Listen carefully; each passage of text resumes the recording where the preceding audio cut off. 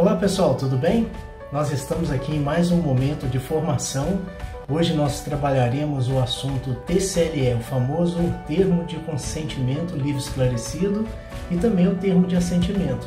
Espero contribuir com a formação de vocês, esclarecendo alguns pontos importantes para o desenvolvimento dos protocolos de ética em pesquisa. Um forte abraço, espero que gostem. Nossa atividade formativa concentraremos em um dos formulários de pesquisa de suma importância, que seria o termo de consentimento livre esclarecido, aqui a sigla muito utilizada chamado TCLE. E também falaremos sobre um termo extremamente importante, apesar de poucos conhecerem, que seria o termo de assentimento. Quando se fala em protocolos de pesquisa, quando se fala em formulários, muitas pessoas ficam lembrando sempre da papelada, da burocracia, e um aspecto extremamente importante que a gente tem que deixar claro é que todos esses formulários são importantes para que a sistematização da pesquisa ela possa ser organizada, para que ela possa ter o parecer ético, a apreciação ética dentro do que é preconizado em resoluções do Conselho Nacional de Pesquisa. Bom, então, algumas pessoas sempre têm essas dúvidas com relação a esses formulários, então, o grande objetivo nosso hoje é entender algumas dúvidas que seriam relacionadas ao termo de consentimento livre esclarecido, essa sigla que a gente já mencionou, que é o TCLE, o termo de assentimento, né, que a gente aqui vai usar o TA, ok? Como sigla. Então, o que seria o termo de consentimento, né? Então, pegando aqui o dicionário da língua portuguesa, a palavra consentimento é o ato ou efeito de consentir, dar permissão, dar licença, ok? Então, quando nós temos um termo de consentimento livre esclarecido, ele é um documento básico para a pesquisa ética, porque nós vamos nortear uma formalidade com o participante, que aqui nós podemos chamar participante de pesquisa, sujeitos de pesquisa, para que ele possa manifestar sua prontidão em colaborar com a pesquisa. Por isso que esse termo tem que ser livre e esclarecido. Particularmente, né, eu como pesquisador, esse termo para mim ele tinha que ser termo de consentimento esclarecido e livre, porque antes de ser totalmente livre, a pessoa tem que entender todo o processo de esclarecimento. Mas isso é só uma visão particular e pessoal. Bom, então o que seria a contextualidade de ser livre, esse termo de consentimento, de dar essa permissão ser livre? É porque todo participante do estudo, o sujeito de pesquisa, ele tem que estar livre para ingressar no estudo, ele tem que estar livre também para se recusar a participar do estudo em qualquer de suas etapas.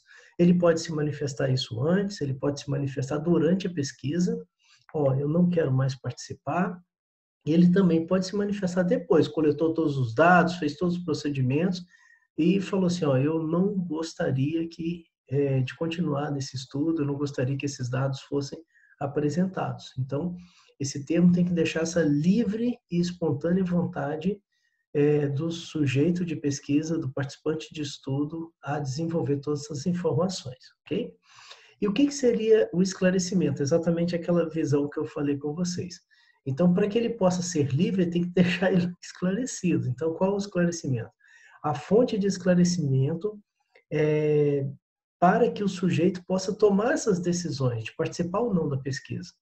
Ele tem que ter informações bem claras e importantes para esse protocolo da pesquisa. O que vai ser feito, características, objetivos, o método, riscos, a gente já vai falar todos esses detalhes. Tem que facilitar essa tomada de decisão sem ter constrangimento. Então, o participante da pesquisa, o sujeito que irá participar dessa pesquisa, ele tem que ter essa contextualidade informativa muito bem desenhada, muito bem feita. Então, esses aspectos tornam-se o quê? Uma proteção legal e moral, tanto para o pesquisador quanto para o participante. Então, nesse sentido, o termo de esclarecimento ele vai ter que ter uma linguagem clara. Eu vou repetir isso durante várias vezes. A informação ela tem que ser clara, ela tem que ser bem detalhada, mas, porém, ela tem que ter as suas formalidades dentro da singularidade do sujeito, ou seja, o que o sujeito vai mencionar, ele tem que entender, e para ele entender, a gente tem que entender todas as características, né? Como é que é meu público de pesquisa? Ele tem uma certa carência de informação, ele tem um processo com facilidade de conhecimento, então tem que deixar isso bem claro. Então, dentro do TCLE vai ter alguns elementos extremamente importantes do protocolo de pesquisa, porém ele terá que ter a linguagem adaptada para o participante do estudo. Então, tem que ter o título, tem que ter justificativo, objetivos, riscos e benefícios, as possíveis intercorrências, contatos, né? Quais são os contatos do pesquisadores, o que os pesquisadores, o pesquisador principal, qual que é o contato dele, o telefone, esses são pontos importantes. Então, nesse sentido, o TCLE reforça, não deve ser uma colagem do projeto. Então, o projeto tem uma linguagem técnica, tem uma linguagem já organizada, uma linguagem até mesmo que vai do estilo do pesquisador. Se o pesquisador for da área de humanas, vai ter uma redação diferente. Se o pesquisador for da área de saúde, vai ter um outro tipo de redação. E essas redações são chamadas de estilo, mas hoje não é o dia de conversarmos sobre isso. Então, o termo técnicos, eles não são viáveis, deixar bem claro isso. Nós temos que traduzir no TCLE para que o sujeito entenda perfeitamente como será a pesquisa. Então, essa linguagem tem que ser adaptada e simplificada. Então, existem vários modelos de TCLE, mas eu queria deixar bem claro, por isso que sugestões aqui estão de negrito, porque são somente sugestões esses modelos, porque cada pessoa, cada pesquisa vai ter a sua amostra, e a sua amostra, o sujeito que vai ser entrevistado, vai ser coletado os dados, ou então vai participar de um estudo experimental. Esse sujeito ele vai ter que ter o que? As devidas adaptações. Então, não existe uma regra de TCLE específica, estruturada, tem que ter as regras de informações dele, mas ele tem que ser uma referência, esses modelos são referências, porque cada entrevistado, cada pesquisa tem que ser adaptada. Então, nesse sentido, eu gostaria de reforçar que todas as nossas atividades aqui estão embasadas na resolução do Conselho Nacional de Saúde, que pode ser acessada aqui por esse site, né, da CNS, Conselho Nacional de Saúde, essa é a sigla, conselhonacionaldesaude.gov.br.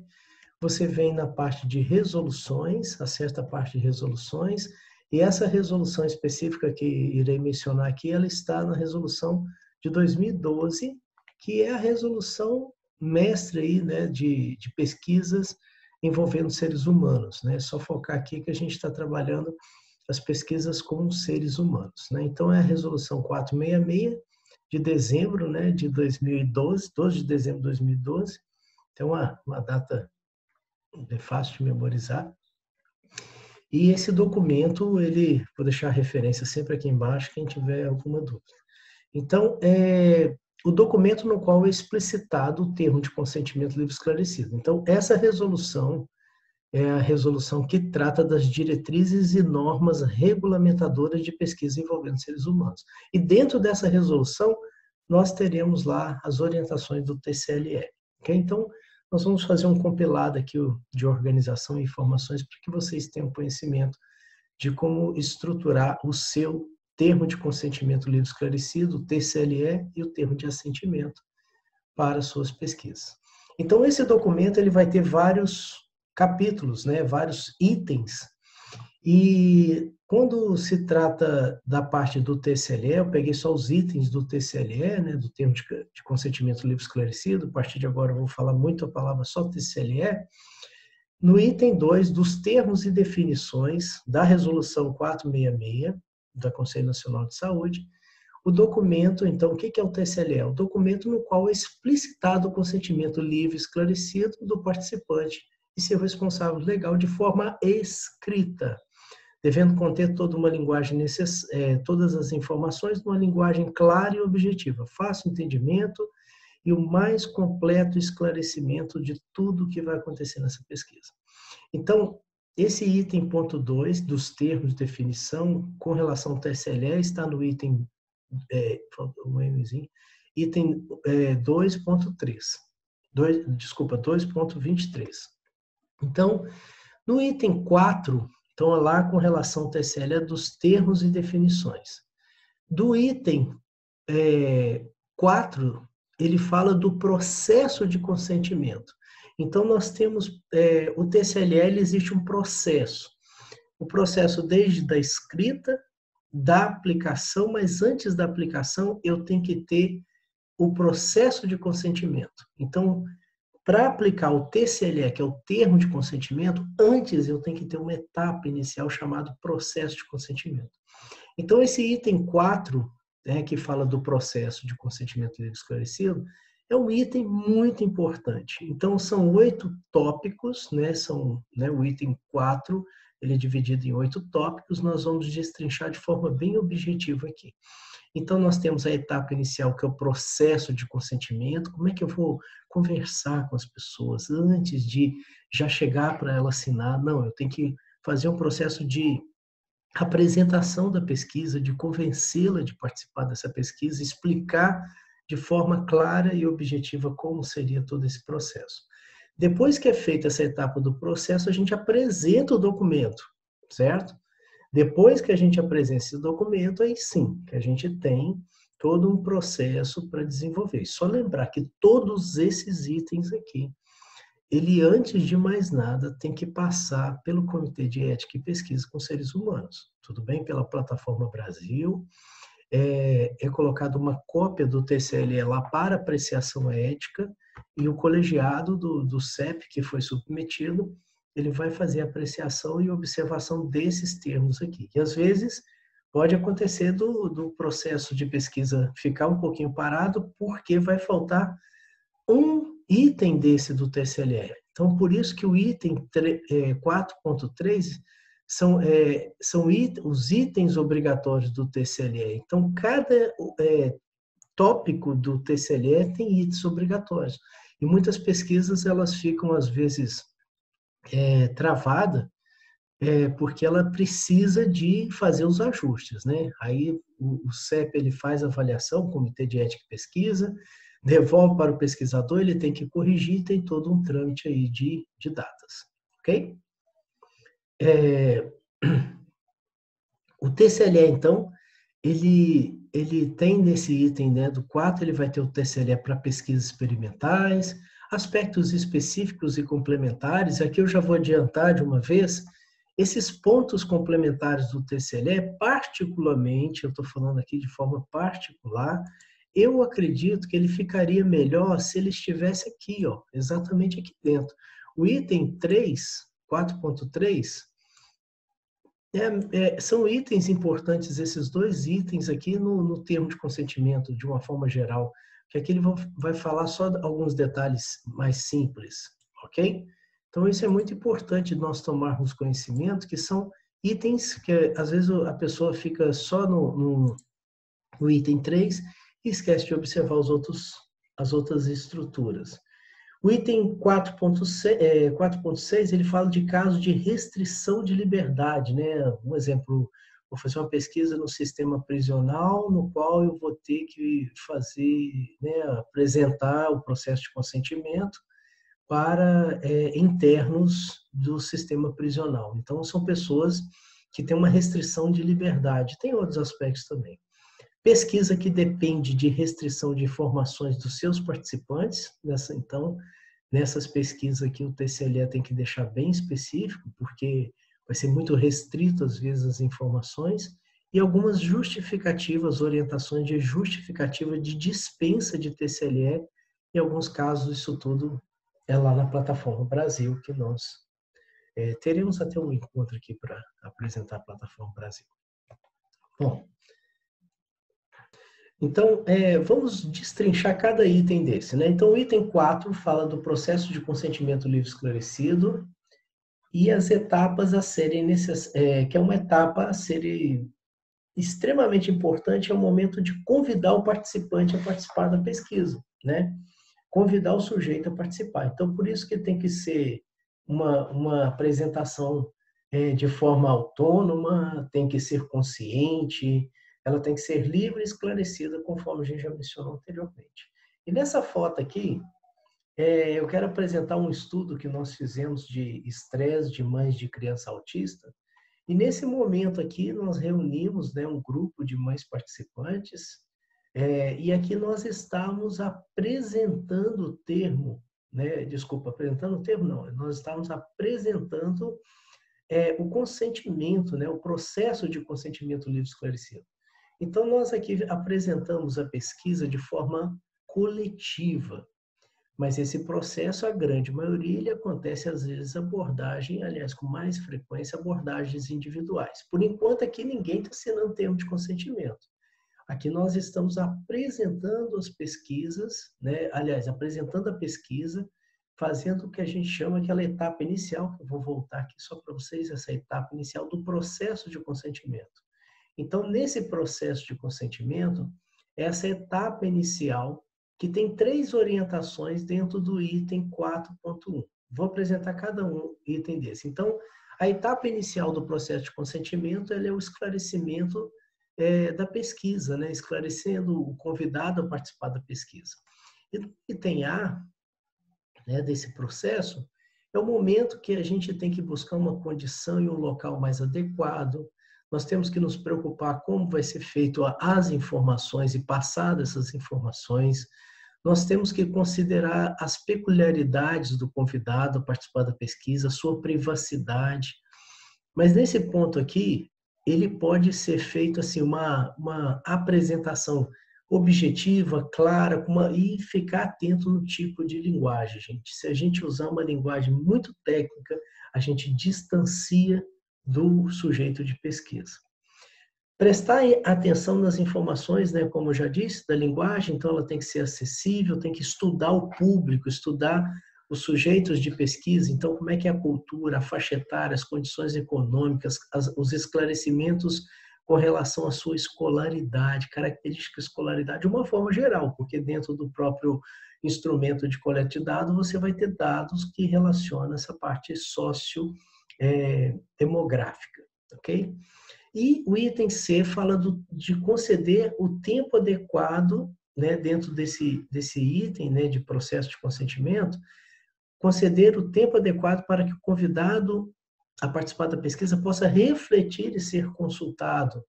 Então, que ele possa ir para casa, digerir essa informação, conversar com seus familiares, conversar com outra pessoa para tomadas de decisões que sejam livre e esclarecido. Então, a pessoa pode receber um folder, pode receber uma orientação do que seria pesquisa. Então, esse é o processo de consentimento, ok? Depois que é feito o processo de consentimento, aí sim, apresentamos o termo de consentimento livre e esclarecido, que é o TCLE. Então, o TCLE propriamente dito, ele é feito após o processo de consentimento. Então, depois que passou essa etapa de esclarecimento da pesquisa, o pesquisador responsável, os seus colaboradores, né, de pesquisa, ele estará o quê? Apresentando ao convidado o termo de consentimento. Então, esse termo, ele tem que ser lido antes, ele tem que ser compreendido, ele tem que ter a concessão do sujeito a participar dessa pesquisa. E aí, então, o item 2 é só introduzir o assunto do termo de consentimento, o item 4.2. O item 4.3 é um dos mais importantes para a confecção do termo de consentimento esclarecido, porque é o que contém mais informações específicas das pesquisas. Vou falar cada item desse, mas não nesse slide que está muito carregado, que o item 4.3, ele tem o quê? De A a H, né? Então, ele tem essas letras que vai nos orientar aqui em cada item. Então, no item A, por exemplo, fala assim, ó, dentro do TSLE, obrigatoriamente deve ter a justificativa de pesquisa. Obrigatoriamente tem que ter o objetivo de pesquisa. Obrigatoriamente tem que ter todos os detalhes dos procedimentos que vão ser feitos. Se vai entrevistar, se vai gravar, se vai coletar sangue, se vai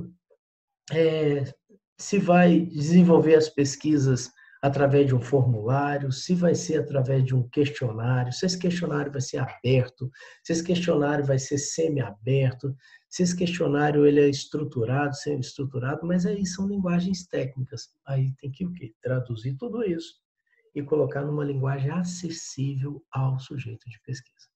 Então, outro ponto importante, quais são os possíveis desconfortos e riscos decorrentes da pesquisa e dos benefícios. O item B fala isso. Então, toda pesquisa ela tem risco e desconforto. Toda. Que seja uma entrevista. Que seja uma entrevista que o pesquisador vai pegar lá o celular, né? Hoje a gente tem ferramentas melhores para isso, né? Tem gravadores, né?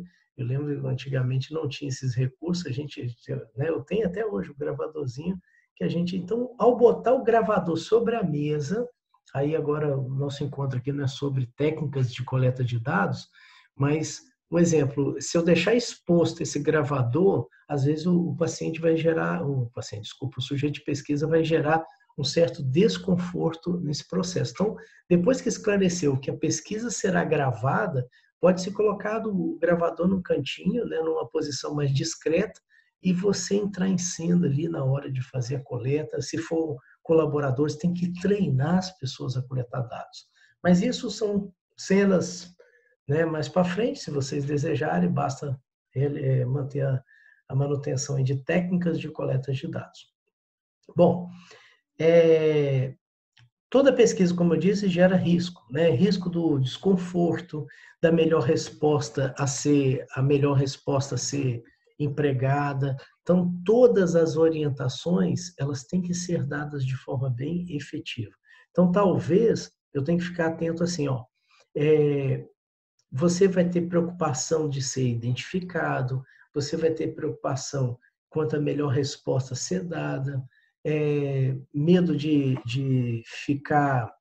ser identificado, tem uma série de itens.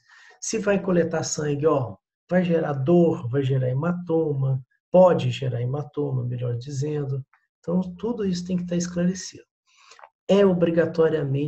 Obrigatoriamente deve ter dentro do TSLE um esclarecimento sobre a forma de acompanhamento da assistência. Então, após a pesquisa, tem que ter todos os itens de assistência ao sujeito de pesquisa durante a pesquisa e pós-pesquisa. Então, tem que deixar bem claro, inclusive considerando os benefícios de acompanhamento posterior e até quando se encerra a pesquisa. Aí esse item, como eu disse anteriormente, ele está dentro do 4.3. E o item, lá no item 4.5, ele vai falar de um exemplo do contato do pesquisador. E aí é importante, né? Se caso acontecer alguma coisa, no pós-pesquisa tem que deixar isso bem claro, quais são as características que teremos aí para o pesquisador, né? Quais são os dados do pesquisador. O item 4.3, na letra D e E, a letra D fala da garantia plena de liberdade do paciente de se recusar e retirar da pesquisa. Então, dentro do TSLE, já foi falado isso lá na apresentação no processo de esclarecimento. Então, eu tenho que deixar bem claro, o senhor pode retirar o seu nome, a senhora pode tirar seu nome em qualquer momento, sem ter nenhuma penalidade. Em qualquer fase da pesquisa tem que ter essas características, ok? Manutenção do sigilo e privacidade dos participantes. É muito importante dentro do TSLE garantir o sigilo de pesquisa e a privacidade desse paciente. Então, todas essas orientações têm que estar no TSLE, reforçando numa linguagem extremamente adequada para cada tipo de pesquisa, cada tipo de participante que irá desenvolver o estudo junto com vocês. Ok?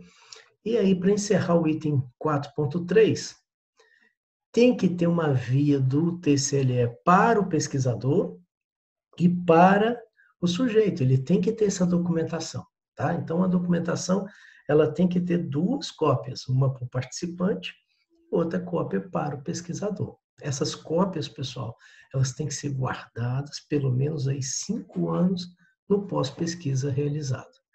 E o item 4.3G fala da explicitação da garantia de ressarcimento e como serão descobertas as despesas tidas por participantes da pesquisa e delas decorrentes. O que seria isso? É garantir o termo de direito se caso aconteça algum problema no pós-pesquisa.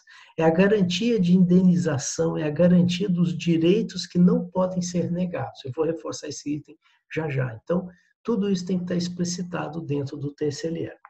Então, esse todos os itens de obrigatoriedade, mais os dados que estão também no item 5. Quando você vai para o item 4.4, ele fala de pesquisas experimentais, ou seja, o termo de consentimento de pesquisa que vai utilizar experimentos, né, vai mexer com ou pesquisa experimental. Nós estamos neste momento, né, eu estou gravando isso aqui no mês de abril, no plena pandemia, nós estamos assim,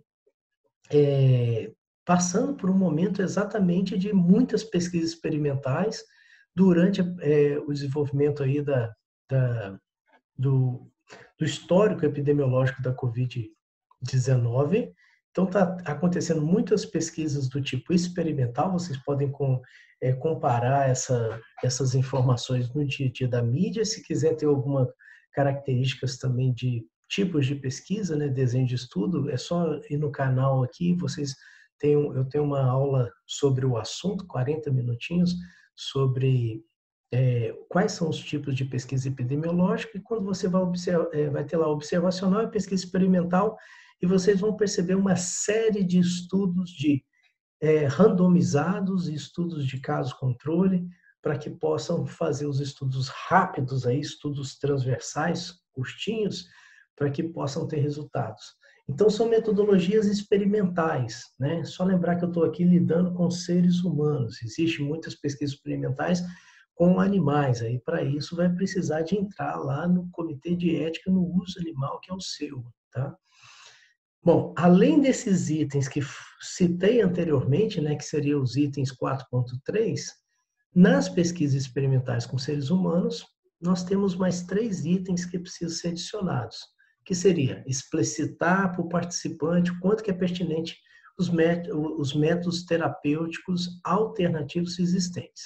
Então, se eu vou dosar um tipo de medicamento e deixar bem claro que existem outros medicamentos. No caso da Covid, que é uma situação mais complicadinha, porque está tudo novo. Nós estamos até numa carta que eu estava conversando com o pessoal de uma instituição que eu sou voluntário, que é o Movimento Escoteiro.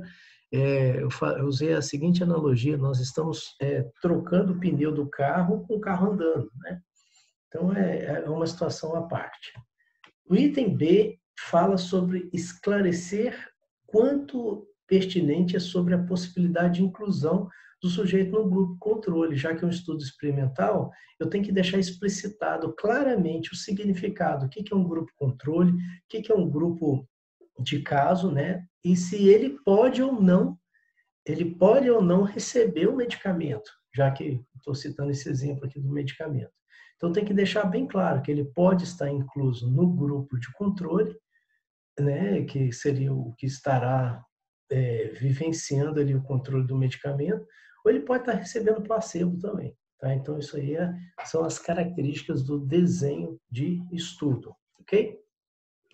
E no item 4, né, com relação a estudos experimentais, o TCLE é não exigir do participante da pesquisa sobre qualquer argumento de renúncia ao direito de indenização do dano. Tipo assim, caso aconteça algum dano comigo, eu não vou processar os pesquisadores. Falando isso de forma bem clara. Então, eu não posso exigir de forma alguma isso dos meus sujeitos de pesquisas, né, dos participantes da pesquisa. O TCLE não deve conter ressalva que afaste a responsabilidade do pesquisador e o direito que ele tem de obter a indenização, né, o sujeito de pesquisa, ele obter indenização por eventuais danos no futuro.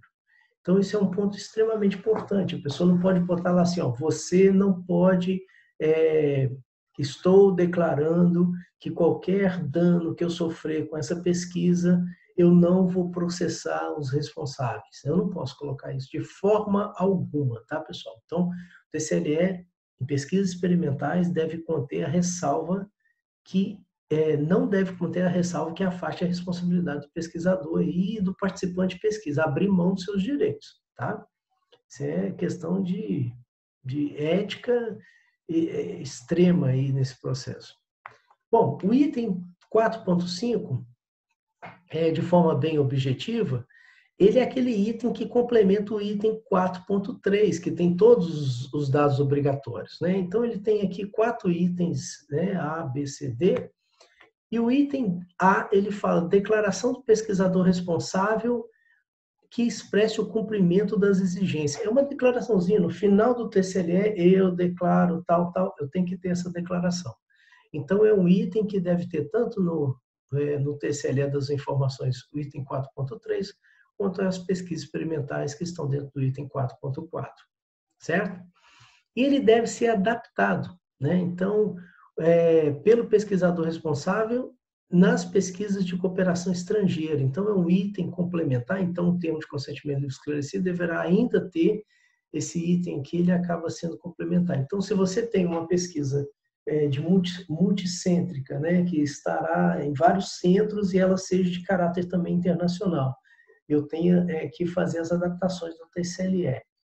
Como se fosse, vou usar uma linguagem de instrumento de pesquisa, é como se você fizesse a transculturalização, ou seja, do instrumento de coleta de dados. Então, nós temos que pegar essas informações no âmbito internacional e fazer as devidas traduções e as adaptações às normas éticas da cultura local que vai ser aplicada. E esse item, esses 2 últimos itens aqui que eu falo para vocês assim, bota uma luz aí, porque às vezes as pessoas erram muito nesse ponto. Primeiro, tudo isso eu já mencionei, deve ser aprovado no Comitê de Ética em Pesquisa perante o projeto que foi apresentado, né? Ou então, depende do tipo de pesquisa, características especiais, ele não vai passar para o CEP, ele já vai direto para a CONEP, né? O que seria a CONEP? Comissão Nacional de Ética em Pesquisa, quando for pertinente. Tem que ter 2 vias, já foi mencionado lá anteriormente, mas essas vias, elas têm que ser rubricadas. E a dica, gente, é rubricar, deixar um campo já específico.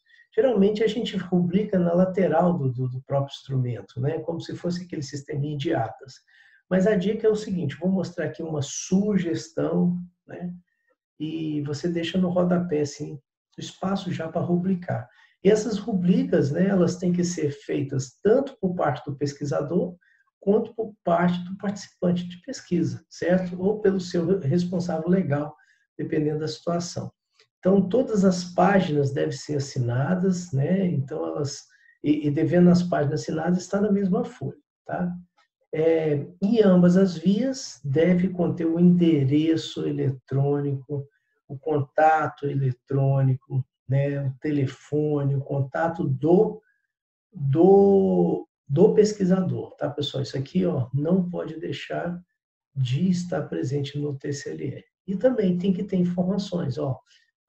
O CEP que foi submetido à sua pesquisa, você tem que ter o endereço desse CEP e ter o número de telefone, porque se tiver alguma dúvida também, o sujeito tem que colocar lá bem claro. Caso tenha dúvida, então tem o nome do participante, o nome do pesquisador, o telefone dele e também o nome do CEP e o número de telefone, os contatos do CEP, também da CONEP, quando for pertinente o processo. Para terminar esse item 4, nós temos... o item 4 ele se destaca casos de restrição de liberdade ou esclarecimentos necessários para a adequação do consentimento. Então, esse item 4.6, ele terá até a letra E, né, A, B, C, D e E, 5 itens, e esses 5 itens ele destaca, eu vou de uma forma bem objetiva, que os detalhes maiores já estão lá. Em pesquisa que o convidado seja criança, por favor, é aqui que a gente já começa a trabalhar a questão do assentimento. Se a pesquisa tem criança, tem adolescentes, pessoas com transtorno mental, né? Lá no documento fala doença mental também, né? Transtorno ou doença, mas a terminologia melhor é o transtorno, certo? Ou em situações substanciais, né? Uma situação substancial de diminuição da capacidade de decisão, ou seja, supondo que eu vou farei pesquisa com pessoas com transtorno mental. Então, a capacidade de tomada de decisão dela, elas têm que ter essa observação e essa justificativa, deve haver uma justificativa clara dessa escolha, tá? Isso tudo especificado no protocolo de pesquisa aprovado pelo CEP. Então, nesses casos, deverão ser cumpridas todas as etapas de esclarecimento lá do termo, e ela tem que ser feita por meio dos representantes legais dos convidados.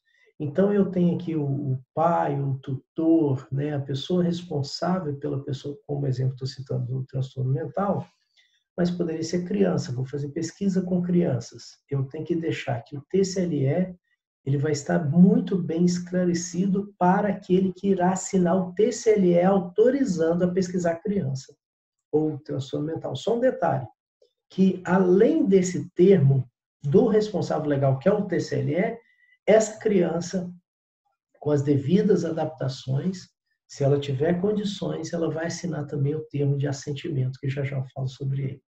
Ok? Então, são aspectos importantes, né, que os representantes legais dos convidados a participar da pesquisa, preservando o direito de informação, né, mesmo dentro do limite da sua capacidade de entendimento.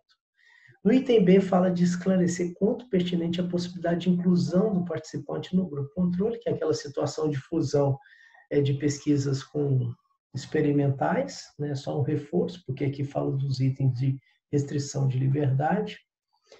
Não exigir do participante da pesquisa qualquer argumento de renúncia do seu direito de indenização por dano, isso aqui também já mencionei, por isso que eu falo esse item, a gente apresenta, né, todas as características já citadas, mas aqui é a característica específica de restrição de liberdade, o necessário melhores esclarecimentos aí para adequação do consentimento, e deixar bem claro, nenhum participante de pesquisa pode ter registro no TCLE que ele está abrindo mão dos seus direitos. Nunca pode ter isso.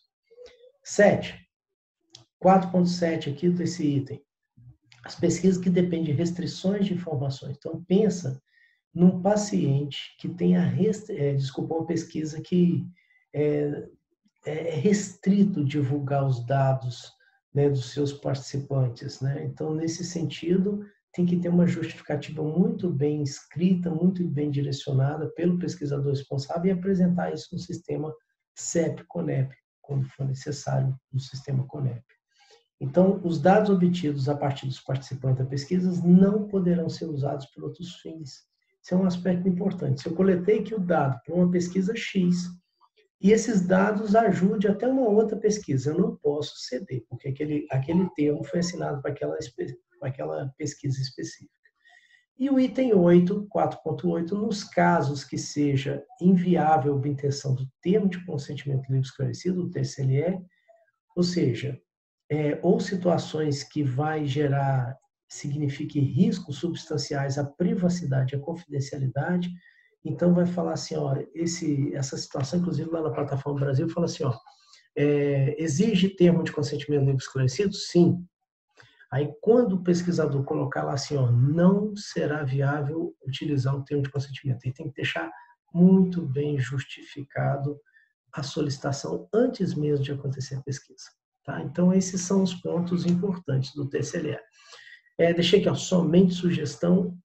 Aqui tem um modelo de termo de consentimento livre esclarecido. Então, tem vários. Você pode acessar a internet, no site das instituições de ensino superior às quais vocês estão vinculados.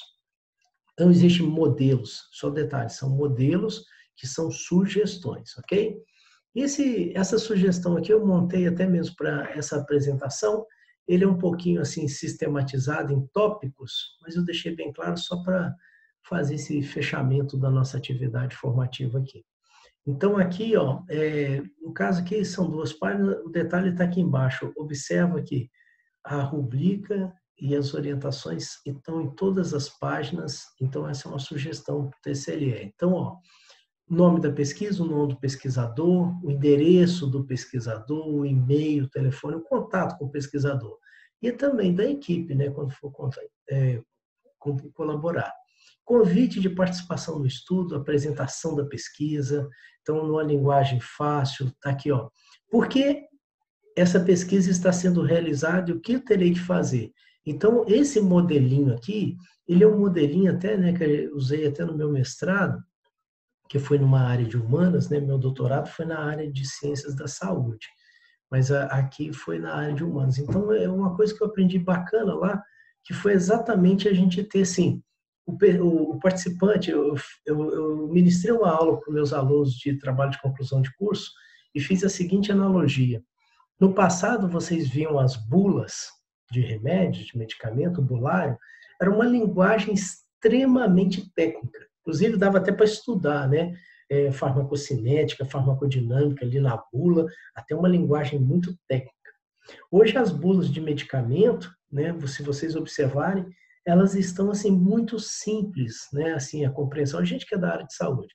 Então, nesse sentido, o termo de consentimento aí tem que ser como se fosse, aspas, a bula do dia de hoje, né? Então, por isso que vai ter lá assim, ó, por que você está tomando esse remédio, né? Então, e aqui no TSLA, por que essa pesquisa está sendo realizada? Aqui que vai ser a justificativa, os procedimentos. Qual o objetivo dessa pesquisa? Então, aqui é uma sugestão, ok, pessoal, de modelo de TSLE que pode ser usado. Qual o objetivo dessa pesquisa? Quais são as minhas responsabilidades diante do estudo? É como se o participante de estudo estivesse fazendo essas orientações. Quais são os riscos dessa pesquisa? Qual o objetivo dessa pesquisa? Quais são o que vai acontecer, né? Como acontecerá o estudo? O que acontece se eu sofrer algum dano decorrente ao estudo? Quais são os possíveis benefícios para mim?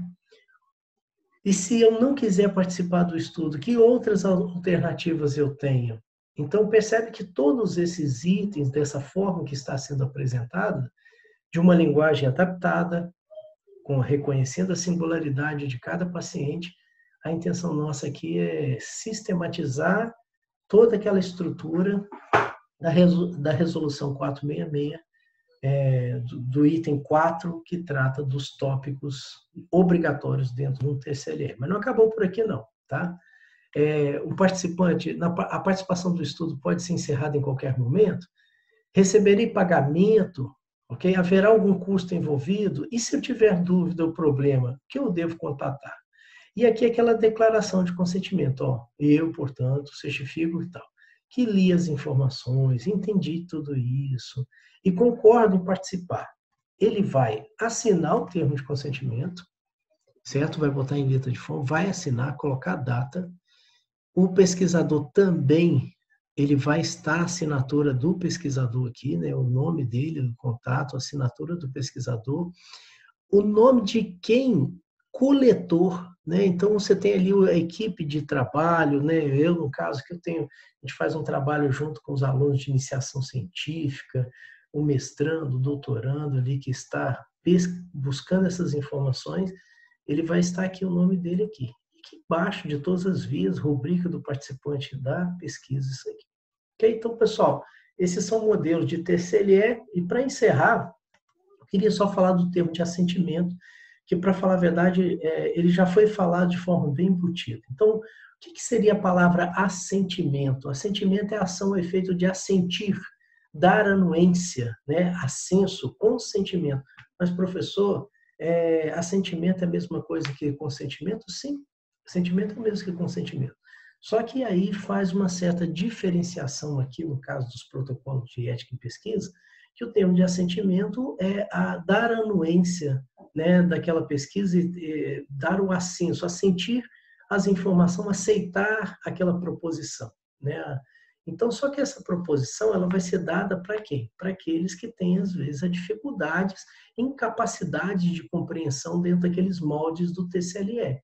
Então, o assentimento livre esclarecido é a anuência do participante da pesquisa quando é criança, quando é adolescente, ou legalmente incapaz, livre de vícios, né, para não ter simulações de fraude e erro, na situação de simulação de fraude e erro, o sujeito que tem dependências, né, a subordinação ou intimidação, igual eu citei o exemplo dos participantes, né, dos internos de uma unidade prisional, eles são sujeitos que estão no cenário de intimidação. Então, ele sentir que seja obrigatório aquele processo, então a gente tem que ficar atento aí na questão do assentimento, né, de dar anuência a esse processo.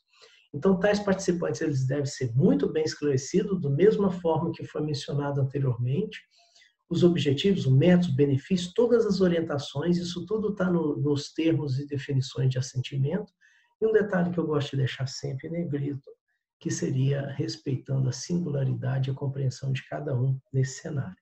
Então, o termo de assentimento é um documento elaborado em uma linguagem acessível para os menores e para os legalmente incapazes. Ok? Resumindo, seria isso.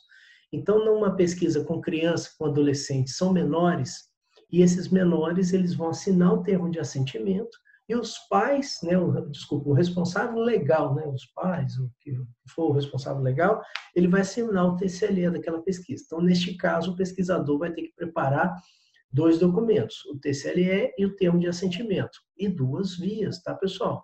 Uma via de assentimento fica com o respondente, uma via de TCLE fica também com o responsável por aquele menor, que é o caso do exemplo, e as outras vias com o pesquisador. Então, quais são os princípios resumidos do assentimento? Seria respeito à autonomia progressiva de crianças e adolescentes, respeito a adultos legalmente incapazes. O mais importante do processo de assentimento, ou seja, a informação deve ser passada na medida da compreensão do sujeito. Então, crianças, elas, às vezes, têm muita informação, muita leitura ali, não vai estar adequado. Então, você tem que usar, e pessoal, abertamente falando, você vai ter que usar uma linguagem muito coloquial. Evitar abordar questões financeiras dentro do assentimento.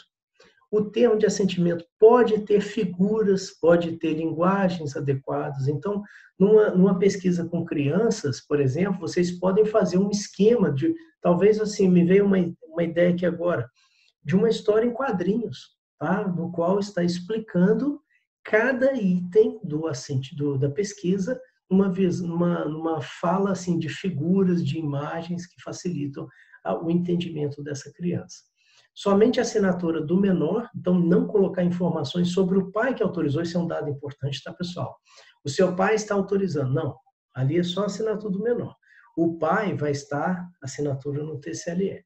Adultos incapacitados podem usar o termo de assentimento. Os documentos devem, então, ser adaptados às diversas faixas etárias e lançar mão, né, não deixa de usar a linguagem apropriada, figura, desenho e os esquemas, ok? Pessoal, nosso trabalho aqui dentro desse canal, né, eu tenho um grupo de pesquisa denominado Território, Saúde e Sociedade, e nós temos assim essas informações aqui nas redes sociais, né, que é do Grupo de Pesquisa Território, Saúde e Sociedade, que é o @ Grupo de Pesquisa Território, lá no Instagram. No Facebook nós temos o Território, Saúde e Sociedade, então basta procurar lá. E no YouTube tem esse canal aqui, né, que gostaria de apresentar para vocês a partir de um pedido dos alunos, né, nós estamos aqui fazendo essas atividades aqui. Então, espero que vocês tenham gostado dos termos de consentimento de forma bem clara, bem objetiva, para que possam, assim, facilitar o processo de entendimento das pesquisas. Forte abraço, espero ter contribuído aí com a construção, né, da formalidade dos documentos éticos aí, para que as pesquisas possam ter aí grandes avanços para o nosso Brasil. Um abraço, tudo de bom.